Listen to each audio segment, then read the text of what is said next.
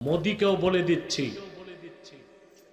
আর মমতা ব্যানার্জিকেও বলে দিচ্ছি, সাবধান, বাংলাদেশের দিকে হাত বাড়াবা, 14 কোটি মুসলমান ওই কালো হাতকে ভেঙে দিবে।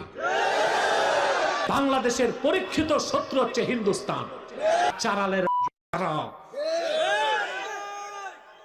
সমস্ত হিন্দুস্তানের সৈন্য এক জায়গায় করলেও 14 কোটি মুসলমান 28 কোটি হাতে যদি গজারির লাঠি নেয়, আল্লাহর দ্বীনের কালেমা দিল্লির লাল কেল্লায় উড়িয়ে দেওয়া হবে।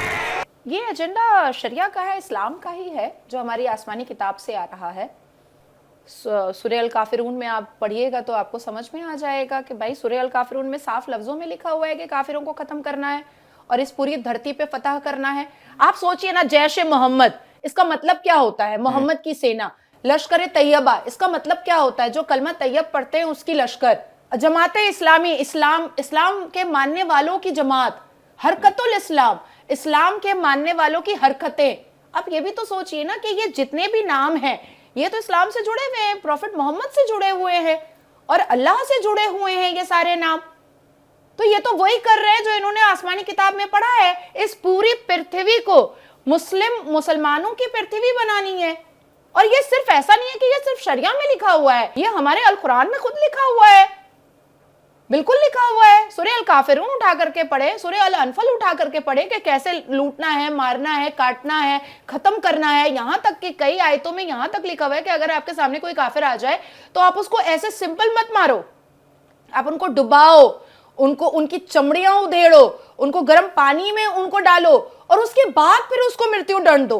अब उस प्रोसेस में अगर वो इस्लाम कबूल कर लेता है तो मतलब वो सूरह तौबा में आ जाता है कि अगर वो इस्लाम कबूल कर लेता है तो अल्लाह बहुत बड़ा है, उसको बख्शने वाला। आप सोचो ना कि प्रोफेसर जो वहां के हैं उनको या तो आप रिजाइन करो या तो इस्लाम कबूल करो। वहां पर जितने 2 फुट या 3 फुट या मौलाना है वो क्या कह रहे हैं कि आईएएस की सीट पर वो बैठेगा जो ला इलाहा इल्लल्लाह मुहम्मदुर रसूलुल्लाह पढ़ना जानता होगा, आईपीएस के चेयर पर वो बैठेगा जो अशहदु अन ला इलाहा इल्लल्लाह व अशहदु अन्ना मुहम्मदन अब्दुहु व रसूलुहु पढ़ना जानता होगा। मतलब आपको क्रैक नहीं करना है एग्जाम, आपको कुछ नहीं जानना है। आपको अगर इस्लामी तालीम है, इस्लामी कट्टरपंथी वाला नेचर आपके अंदर है तो आप वहां पर किसी भी पद पे बैठ सकते हो। हजारों हिंदुओं ने वहां रिजाइन करना पड़ा और मुझे ऐसा लगता है कि शायद 180 लोगों ने कन्वर्ट किया है इस्लाम में और अपने वो नौकरी में टिके रहे हैं। ठीक है, सबसे पहले मैं आपको बताऊं कि असदुद्दीन अवैसी जो है वो रजाकार फौज का आखिरी चश्मा चिराग है, इससे तो कोई डिनाई नहीं कर सकता है।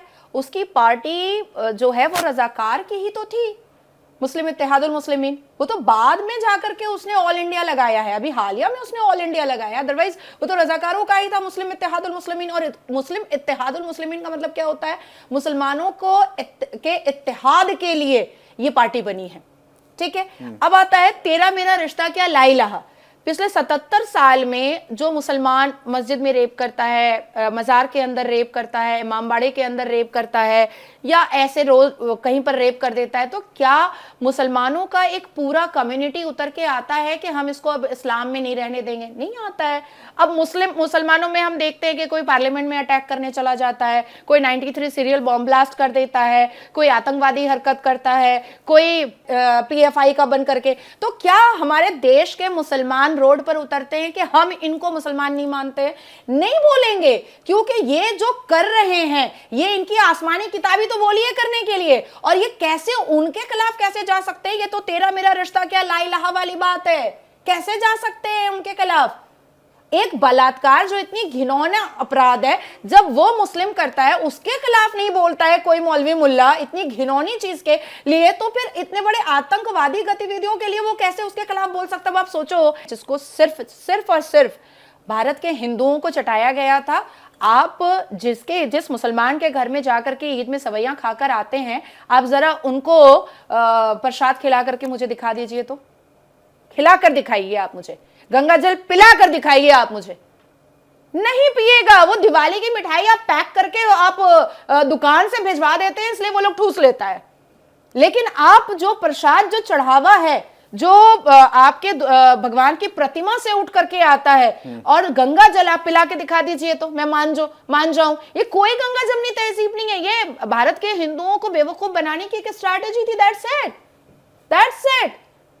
ऑल आइज ऑन राफा लिख सकते हैं ये लोग। ऑल आइज ऑन फिलिस्तीन लिख सकते हैं, ऑल आइज ऑन बांग्लादेश नहीं लिख सकते हैं, ये लोग नहीं लिखेंगे, क्योंकि वहां पर टेररिज्म ऑर्गेनाइजेशन मोहम्मद यूनुस के नेतृत्व में जो कर रहा है वो इस्लाम के हिसाब से सही कर रहा है, इस्लाम के हिसाब से गलत नहीं कर रहा है। मुझे ऐसा लगता है कि हिंदुओं को अब एकत्रित होना पड़ेगा, और जो एक स्लोगन योगी जी का था कि बटेंगे तो कटेंगे, ये बांग्लादेश के हिंदू या हमारे दुनिया में कहीं पर भी हिंदू मेजॉरिटी है, 3 मिलियन से ऊपर तो सऊदी अरबिया में भी है, तो हर जगह के हिंदुओं को ये स्लोगन रट लेना पड़ेगा कि बटेंगे तो कटेंगे। अब देखिए आइस्कॉन टेम्पल के जो सबसे बड़े प्रभु थे, जिनको 14 दिन के लिए चिन्मय, उनके साथ भी मैं कई बार मैं लाइव पे बैठी, तो उनसे जब मेरी बात हुई तो मैंने यही कहा कि आप जो कर रहे हैं उससे मोहम्मद यूनुस डर रहा है। मोहम्मद यूनुस के डरने की एक और वजह है कि 21 जनवरी में, फिर से दोहरा रही हूं, 21 जनवरी के बाद हो सकता है कि मोहम्मद यूनुस सीधा डायरेक्ट जेल जाए, डायरेक्ट जेल जाए, क्योंकि ना ही आदरणीय प्रधानमंत्री मोदी जी छोड़ने वाले हैं और ना ही डोनाल्ड ट्रंप छोड़ने वाला है मोहम्मद यूनुस को। मोहम्मद यूनुस एक टेररिस्ट है और वो एक स्लीपर सेल वाला काम कर रहा है। मोहम्मद यूनुस कोई पीस वाला वो नोबेल आदमी नहीं है, वो